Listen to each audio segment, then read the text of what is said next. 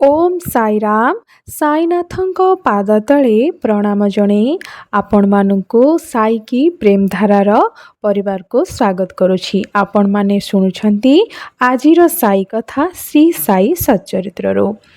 ମଣିଷ ଯେତେବେଳେ ଅସୁବିଧାରେ ପଡ଼ିଥାଏ ସେ ତାକୁ କୌଣସି ବାଟ ଦେଖାଯାଏ ନାହିଁ, ସେ କ'ଣ କରିବ କ'ଣ ନାହିଁ କିଛି ଜାଣିପାରେ ନାହିଁ, ସେତେବେଳେ ସେ ସମସ୍ତଙ୍କର ସାହାଯ୍ୟ ଲୋଡ଼ିଥାଏ। ସେହିପରି ଆମେ ଜ୍ୟୋତିଷ ଶାସ୍ତ୍ରର ମଧ୍ୟ ସାହାଯ୍ୟ ନେଇଥାଉ। ଗ୍ରହ ନକ୍ଷତ୍ର ଆମର ଠିକ୍ ଚାଲିଛି କି ନାହିଁ, ଆମର କ'ଣ ଦଶା ଲାଗିଛି, ଆମେ ଏସବୁ ଦେଖିବା ପାଇଁ ଜ୍ୟୋତିଷଙ୍କର ପରାମର୍ଶ ନେଇଥାଉ। ତାପରେ ସିଏ ଆମକୁ ଯାହା ପ୍ରତିକାର କୁହନ୍ତି ଆମେ ସେସବୁ ମଧ୍ୟ କରିଥାଉ। ଆଜିର କାହାଣୀଟି ସେଇ ଜ୍ୟୋତିଷ ଶାସ୍ତ୍ରକୁ ନେଇ ବାବାଙ୍କର ଗୋଟିଏ ଭକ୍ତ ପରିବାର ସେମାନଙ୍କୁ ଯେଉଁ ଜ୍ୟୋତିଷ ବାଣୀ କରିଥିଲେ ତାକୁ ବାବା କିପରି ଖଣ୍ଡନ କରିଛନ୍ତି, ଆଉ ବାବାଙ୍କର ଆଶୀର୍ବାଦରୁ ତାଙ୍କ ଉପରେ ପଡ଼ିଥିବା ବିପଦ କିପରି ଟଳି ଯାଇଛି, ବାବା ଯାହା କହିଥିଲେ ତାହା କିପରି ସତ୍ୟ ପ୍ରମାଣିତ ହୋଇଛି, ସେଇ ଘଟଣାକୁ ନେଇ ଆଜିର କାହାଣୀଟି। ତେବେ ଡେରି ନ କରି ଚାଲନ୍ତୁ ଆଜିର ଏହି ସୁନ୍ଦର କାହାଣୀଟିକୁ ଶୁଣିବା। ଜ୍ୟୋତିଷ ବାଣୀ ଖଣ୍ଡନ ଓ ପରୀକ୍ଷାରେ ସଫଳତା। ତେନ୍ଦୁଲକର ପରିବାର। ମୁମ୍ବାଇର ବାନ୍ଦ୍ରାରେ ତେନ୍ଦୁଲକର ପରିବାର ରହୁଥିଲେ। ସେମାନେ ବାବାଙ୍କର ବଡ଼ ଭକ୍ତ ଥିଲେ।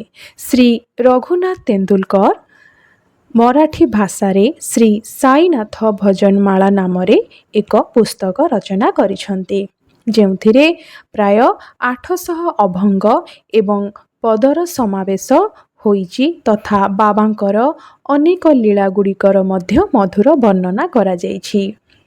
ବାବାଙ୍କର ଭକ୍ତମାନଙ୍କ ପାଇଁ ଏକ ଉପଦେୟ ପୁସ୍ତକ ଅଟେ, ଯେଉଁଟା ରଘୁନାଥ ତେନ୍ଦୁଲକର ଲେଖିଛନ୍ତି। ତାଙ୍କ ପରିବାର ବିଷୟରେ କାହାଣୀଟି। ତାଙ୍କର ବଡ଼ ପୁଅ ଡାକ୍ତରୀ ପଢ଼ିବା ପାଇଁ ପ୍ରାବେଶିକ ପରୀକ୍ଷା ନିମନ୍ତେ ପ୍ରସ୍ତୁତ ହେଉଥିଲା। ଆତ୍ମବିଶ୍ୱାସ କମ୍ ଥିବାରୁ ତାର ପିତାମାତା କେତେକ ଜ୍ୟୋତିଷଙ୍କୁ ତାଙ୍କର ଜନ୍ମକୁଣ୍ଡଳୀ ଦେଖାଇଲେ, କିନ୍ତୁ ସମସ୍ତେ କହିଲେ, କେବଳ ଗୋଟେ ଜ୍ୟୋତିଷ ନୁହଁ, ସେ ଯାହାକୁ ଦେଖାଇଲେ ସମସ୍ତେ କହିଲେ ଗୋଟିଏ କଥା କି ଏ ବର୍ଷ ତାର ଗ୍ରହ ଭଲ ନାହିଁ, ତେଣୁ ଆସନ୍ତା ବର୍ଷ ପରୀକ୍ଷା ଦେଲେ ସଫଳତା ପ୍ରାପ୍ତି ହେବ। ପୁଅ ନିରାଶ ହୋଇ ପଡ଼ିଲା ଓ ତାର ମନ ଅସ୍ଥିର ହୋଇଗଲା। ଶେଷରେ ପିତାମାତା ବାବାଙ୍କ ଦର୍ଶନ ପାଇଁ ଶିରିଡ଼ି ଗଲେ ଏବଂ ପୁତ୍ରର ମାନସିକ ଅଶାନ୍ତି କଥା ବାବାଙ୍କୁ ଭେଟି ଜଣାଇଲେ। ତାପରେ ତାଙ୍କ ପାଖରେ ଆଉ କିଛି ଉପାୟ ନଥିଲା। ପୁଅର ଅସ୍ଥିରତା ଦେଖି ସେମାନେ ବାବାଙ୍କ ପାଖକୁ ଗଲେ ଆଉ ବାବାଙ୍କୁ ଜଣାଇଲା ପରେ ବାବା କହିଲେ, ପୁଅକୁ କୁହ ସେ ମୋ ଉପରେ ବିଶ୍ୱାସ ରଖୁ, ଭବିଷ୍ୟତ ବାଣୀ ତଥା ଜ୍ୟୋତିଷମାନଙ୍କ କଥାକୁ ଗୋଟିଏ କୋଣରେ ଫିଙ୍ଗି ଦିଅ ଏବଂ ଅଭ୍ୟାସ ଜାରି ରଖ। ଶାନ୍ତ ମନରେ ପରୀକ୍ଷାରେ ବସିବାକୁ କୁହ। ସେ ଏହି ବର୍ଷ ଅବଶ୍ୟ ଉତ୍ତୀର୍ଣ୍ଣ ହେବ, ନିରାଶ ହେବାର କାରଣ ନାହିଁ। ବାବା ଏପରି ଭବିଷ୍ୟବାଣୀ କଲା ବୋଲି ତାଙ୍କୁ କହିଲେ। ତାପରେ ମା ଘରକୁ ଆସି ବାବାଙ୍କର ଆଶୀର୍ବାଣୀ ପୁଅକୁ ଜଣାଇଲେ। ସେ ବାବାଙ୍କ ଉପରେ ବିଶ୍ୱାସ ରଖି ଉତ୍ସାହିତ ହୋଇ କଠିନ ପରିଶ୍ରମ କଲା ଏବଂ ପରୀକ୍ଷାରେ ବସିଲା। ଆଶ୍ଚର୍ଯ୍ୟଜନକ ଭାବେ ପରୀକ୍ଷାରେ ଭଲ କଲା, ତଥାପି ମନ ସଂଶୟଗ୍ରସ୍ତ ରହିଲା ଯେ ଆବଶ୍ୟକ ନମ୍ବର ମିଳିବ ନା ନାହିଁ। ସେ ପରୀକ୍ଷା ତ ଭଲ କଲେ, କିନ୍ତୁ ତାଙ୍କ ମନରେ ଟିକେ ଚିନ୍ତା ରହୁଥିଲା କି ମୋତେ ଭଲ ମାର୍କ ମିଳିବ ନା ନାହିଁ। ଏଣୁ ମୌଖିକ ପରୀକ୍ଷା ଦେବା ନେଇ ଦ୍ୱିଧାରେ ରହିଲା। ତେବେ ପରୀକ୍ଷକ ତ ତା ପଛରେ ଲାଗିଥିଲେ। ଲିଖିତ ପରୀକ୍ଷାରେ ସେ କୃତକାର୍ଯ୍ୟ ହୋଇଥିବା ଦେଖି ଜଣେ ଛାତ୍ର ଦ୍ୱାରା ଖବର ପଠାଇଲେ ମୌଖିକ ପରୀକ୍ଷା ପାଇଁ ପ୍ରସ୍ତୁତ ହେବାକୁ। ଏହି ପ୍ରକାର ପ୍ରୋତ୍ସାହନ ପାଇ ସେ ମୌଖିକ ପରୀକ୍ଷା ଦେଲା ଓ ସେଥିରେ ବି ସଫଳ ହେଲା।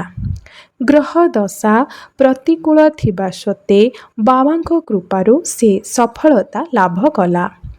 ଏଠାରେ କେବଳ ଏତିକି ଧ୍ୟାନ ଦେବାର କଥା ଯେ କଷ୍ଟ ଏବଂ ସଂଶୟ ଶେଷରେ ଦୃଢ଼ ବିଶ୍ୱାସରେ ପରିଣତ ହୋଇଥାଏ। ପରୀକ୍ଷା ତ ଯେଉଁପରି ଭାବରେ ହେବ, କିନ୍ତୁ ଆମେ ଯଦି ବାବାଙ୍କ ଉପରେ ଦୃଢ଼ ବିଶ୍ୱାସ ଏବଂ ଶ୍ରଦ୍ଧା ରଖି ପ୍ରୟାସ କରିବା, ତାହେଲେ ଅବଶ୍ୟ ସଫଳତା ଲାଭ କରିବା। ଏହି କାହାଣୀରୁ ଆମେ କ'ଣ ଶିଖିଲେ ଆପଣମାନେ ନିହାତି ଜଣାଇବେ।